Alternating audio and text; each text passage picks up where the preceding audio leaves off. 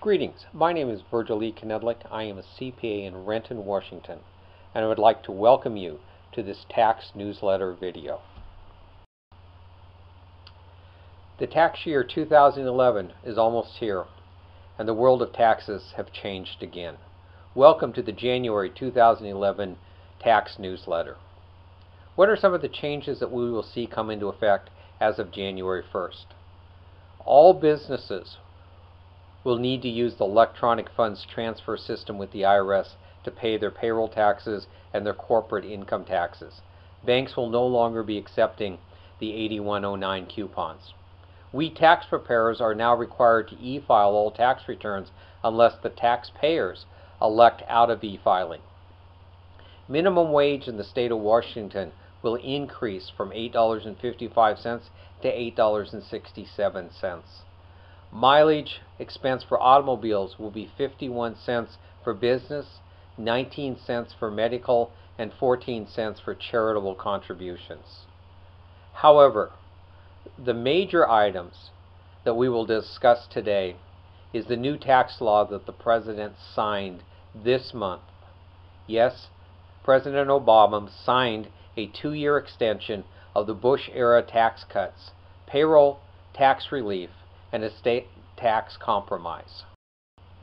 This was a major tax law, and today I will only be discussing a few items that will affect the majority of taxpayers. The first item is capital gains. This tax cut maintained the capital gain rates at a maximum of 15%. It's 0% for all taxpayers in the 10 to 15% tax bracket, and 15% for all taxpayers in the 25% tax bracket and above. These tax rates stay in effect through December 31st, 2012. The marriage relief penalty also was extended, and this was extended through December 31st, 2012. Child tax credit.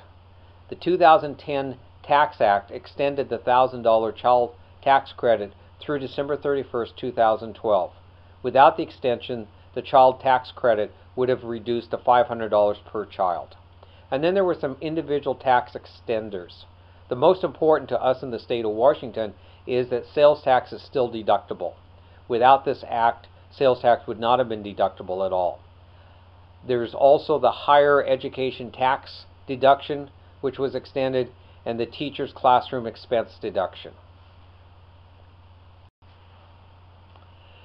In the area of business incentives, the two biggest items that I see is the 100% bonus depreciation on the purchase of new equipment and the increase of Section 179 depreciation to $500,000. The new law also affected estate taxes. For calendar year 2010, there was no estate tax. The family of anyone that passed away in 2010 received the decedent's assets tax-free. However, they were required to use the decedent's basis for those assets, with the exception of the first $1.3 million, assuming the executive made the election. But the estate taxes were coming back in 2011.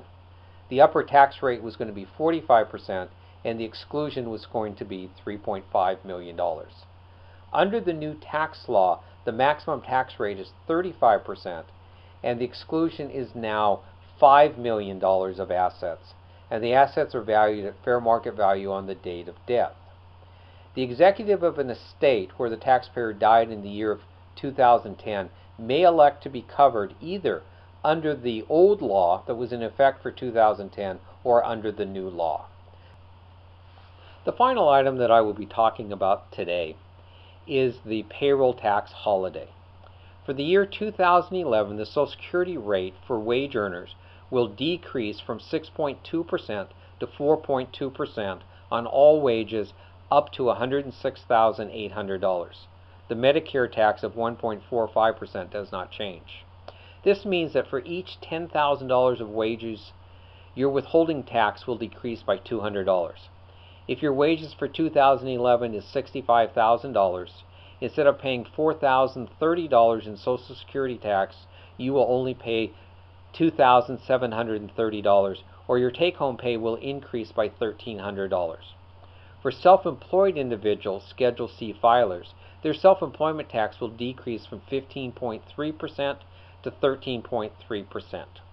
Like with all tax laws, some taxpayers will benefit more than others.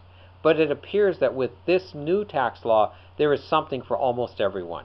If you have any questions concerning how this law affects you and your taxes, give us a call.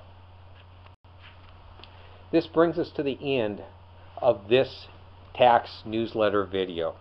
I hope the information we have provided will help you run a successful business, better understand the tax laws and regulations, or minimize your tax obligation. If we can assist you in any way, please contact us. This is Virgil Knedlik wishing you a very bright and prosperous future.